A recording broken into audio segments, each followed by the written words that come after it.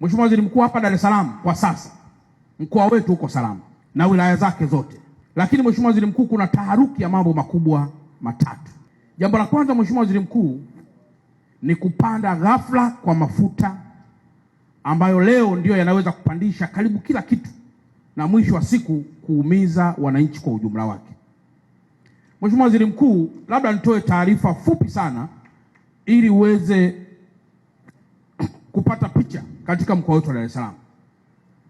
Mkoa wa Dar es Salaam, Mheshimiwa Waziri Mkuu, una vituo vya mafuta 470. Lakini mkoa huu wa Dar es Salaam, Mheshimiwa Waziri Mkuu, tuna madepo ambayo tunatunza mafuta.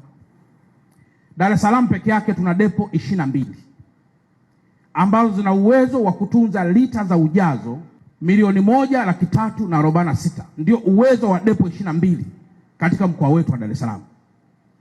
Lakini katika taifa lote depo ziko kama 26 tu ambazo zinaongezeka Tanga na zinaongezeka Mtwara. Sasa hapa katikati tulipata taarifa kutoka Wizara ya Nishati ikizungumzia kuhusu taifa kuwa na mafuta yasi chini ya miezi mitatu. Sisi Dar es Salaam petroli kwa siku tunatumia lita 1,700,000 kwa siku consumption, na diesel kwa siku moja tunatumia lita 2,200,000, na mafuta ya taa kwa siku tunatumia lita 5,000 ambayo yanatoka kwenye vituo vya mafuta 470.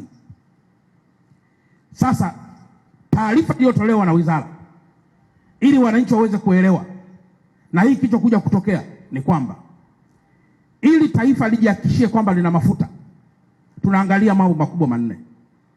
La kwanza, Mheshimiwa Waziri Mkuu, tunaangalia mafuta yaliyoko kwenye depo ambayo tayari yametunzwa kwenye depo, ambayo depo zetu tulizonazo zinaweza kutunza lita za ujazo 1,346,000.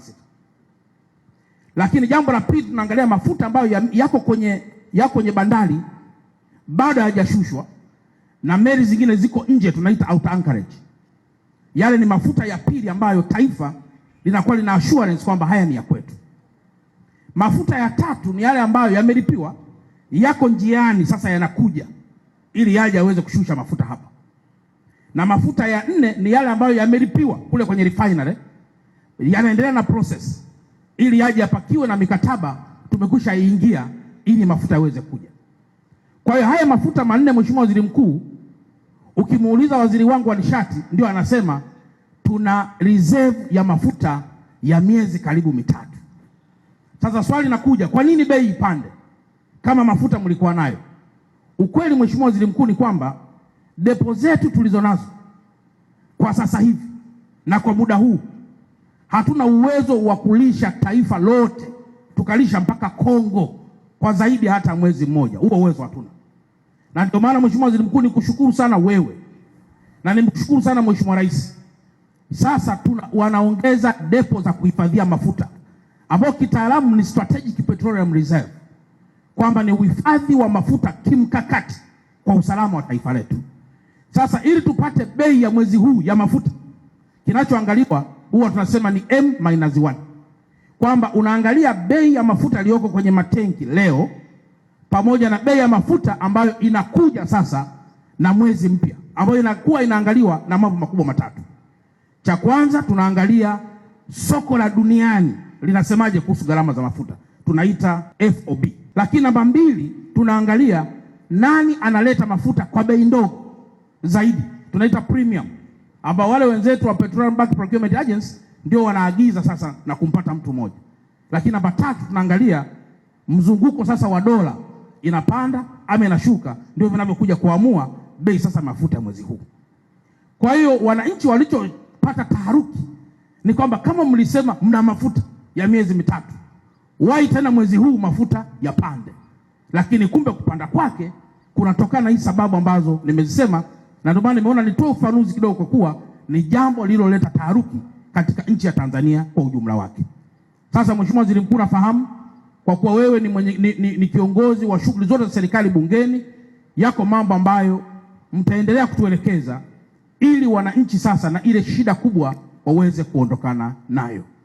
Kwa hiyo nimeona nitoe taarifa hii Mheshimiwa Waziri Mkuu kwa niaba ya wenzangu ili kuweza kuelewa kwamba nyakati hizi pamoja na vita zinazoendelea kwa sababu sisi, Mheshimiwa Waziri Mkuu, kwa 77% ya mafuta tunayoyaagiza tunaagiza India pamoja na Falme za Kiarabu. Lakini 23% tu ndio tunaagiza Qatar, tunaagiza Oman na tunaagiza baadhi ya nchi hapo katikati. Kwa hiyo hii 77% hii ndio ambayo kwa asilimia kubwa imevamiwa sana na ile vita, baada ya kupiga zile refinery za Saudi Arabia na sehemu zingine, na sisi huku pia tukaathirika.